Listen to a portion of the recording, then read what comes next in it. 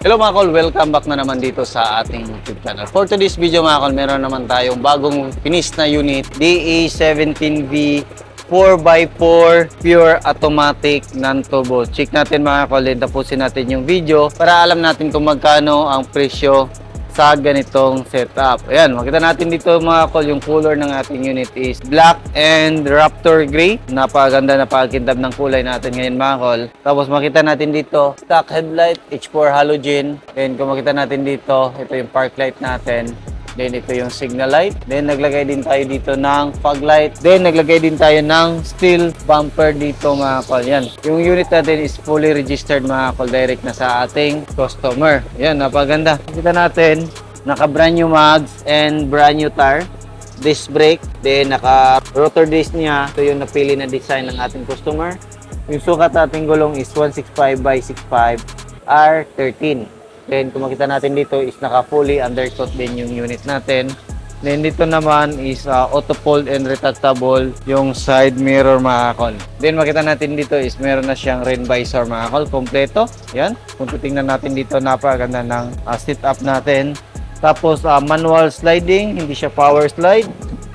Yan. Tapos ito makita natin yung likuran natin is naka brake drum. Yan, coil spring, fully undercut. Ayan, kita natin. Umaandar yung makina natin. Napakatahimik ng ating andar. Tapos kung titingnan yung is naka-fully undercut talaga yung unit natin. Kung makita natin sa ilalim mga kol. Then dito, sa likuran, meron siyang spoiler. Tapos, yan, makita natin, meron siyang third light. Then, yung shop natin, Dudong Lagan Auto Parts and Auto Trading Car and Repair Shop. Then dito, wiper kompleto. Tapos yun, tip board, then tail light, stock. Naglagay din tayo dito ng plate holder para hindi mabihin yung plaka natin. Then meron tayong reverse camera. Dito naman sa likuran, silipin natin. Dito naman mga kol is naglagay tayo ng upuan, left and right. At the same time, pwede natin gawing storage box yan mga kol. Tapos ito is brand new na din yung ating matting. Bago na din yung ceiling natin. So, naka VIP concept yung ceiling natin mga kol. And meron siyang ilaw dito. Goods. Yun, captain seat yung unit natin. Silipin natin. Ito yung captain seat natin mga kol. Meron siyang headrest. Meron siyang armrest. Napaganda ng unit natin. Tapos power window na din yung sliding door natin. Meron siyang bottle holder. Then ito is brand new na din yung matting natin. Then dito is naka-plastic cover. Then dito yung jack and tie wrench natin mga kol. Ito naman is naka auto fold and retractable yung side mirror natin. Yan, goods. Then power window. Yan, goods. Then sa right side. Yan, goods. So, functional siya mga kol. Tapos dito dapat naka-close siya. Open natin. Ayun good siya. Diba? So, makita din natin dito mga kol, meron siyang extra lagayan dito. Dito naman meron siyang bottle holder. Meron siyang cup holder dito mga kol. Then, yun, dito naman is yung headlight adjuster natin. Then, yung 4x4 switch natin at saka fog light switch. Check natin yung ating 4x4 switch. Yan. Gilawin natin konti. Ayan. So, makita natin dito is nakalabas yung kanyang 4x4. Ayan. Tapos off natin. Ayan. Automatic nag-off yan. Then makita din natin dito yung digital temperature gauge natin mga kol. ECT 100. Marinig natin is umaandar yung kanyang cooling fan. Pagdating ng 100 then kusa siyang bababa. And ito yung RPM natin. Kasi sa mga non-turbo mga kol is wala siyang RPM dito. Then yung kanyang voltahe 13.9. Then meron siyang time dito. Yan, napaganda. Ang digital temperature gauge natin mga kol. Parking brake pedal kita natin. Goods. Ito yung parking brake pedal natin mga kol.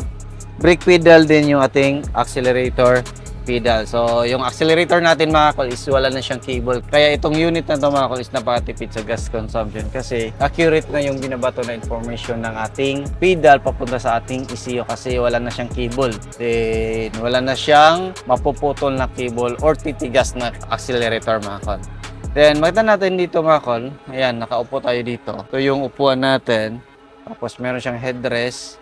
Yan, meron siyang headrest din yung ating passenger side. Then, ito naman yung viewing pag dito tayo sa harap. Then, makita natin dito is 4-speed automatic transmission yung unit natin. Meron siyang overdrive dito mga kol. Makita natin yung overdrive is nasa gilid ng park. Yan. Off natin. Then, aircon. Yan. Gusto yung aircon. Tapos, reverse natin.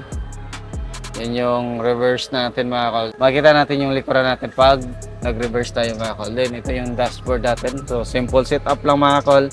Tapos, meron siyang glove box dito. Goods. Yan yung glove box siya. Meron siyang extra lagayan dito at saka dito. Yung kaganahan dito mga kol is meron pa siyang lagayan dito sa itaas. Ito yung lagayan natin sa itaas. Marami tayong pwede ilagay dyan sa itaas mga kol. Tapos ito, sun visor, left and right. Yun, meron siya mga extra lagayan dito. Ito naman is naka-brand new na yung mating natin. So, silipin natin yung makina natin mga kol. Nasa ilalim ng ating upuan. Yan. Ito yung makina natin mga kol. Yung makina natin mga kol is RO6E engine BVT 12 valve. Ito yung BVT solenoid, injector sa 2-3. Dito tayo mag-refill ng ating engine oil. Yung engine oil natin mga kol is yung gamit natin is yung ating prime lobe lubricants oil. Ito naman yung ating PCV valve. Ito yung ating oxygen sensor, temperature sensor, camshaft sensor nandito mga kol. So, check natin yung RPM na.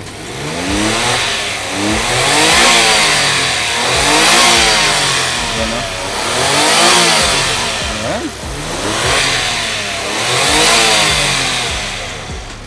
Ganda ng makina. So, hindi to mainit mga kol kasi meron siyang insulator dito.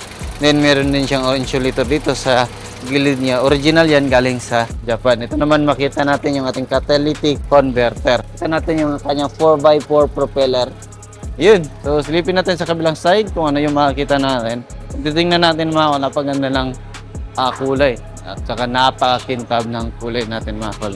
Yun. Dito tayo. Ito naman yung gas tank opener natin mga kol. Goods. Ito yung ating alternator, throttle body, full electronic. Dito tayo mag-check ng ating engine oil. Yan. Bagong change oil yan. Tapos ito yung ating aircon compressor. Dito yung ating ATF gauge o yung ating dipstick sa ating ATF or automatic transmission fluid. Bagong change oil din yan. Gamit pa rin yung ating prime lobe lubricant oil. Dito yung ating main fuse box. Air filter housing din yung ating ECU nandito mga kol. So yung hood opener natin is nandito. Makita natin dito mga kol yung ating coolant reservoir, then yung ating brake fluid reservoir, then yung ating windshield washer reservoir. Dito naman yung ating radiator at saka yung ating aircon condenser. So yan yung setup natin ngayon mga kol na DE17V na 4x4 pure automatic mga kol. Yung presyo ng ating unit mga kol is umabot siya ng 385,000. All in na yan mga kol kasama yung mga accessories na upload niya. Yung basic setup nito is nasa 350 to 360,000 all in na yan mga kol. Complete LTO registered, bagong pintura, mag wheels, aircon, brand new mating, fully tinted. Then kung gusto yung ganito, pwede kayong mag-message sa atin sa ating Facebook page na Dudong Lagan Auto Parts and Auto Trading or Dudong Lagan Surplus TV. Then, sa personal Facebook account natin na Danilo Lasaca Jr. So, ngayon is meron na siyang 130,000 followers. Sa Facebook natin na page, Dudong Lagan Surplus TV, meron na siyang almost 950,000 followers. Then, 29,000 followers sa ating Dudong Lagan Auto Parts and Auto Trading.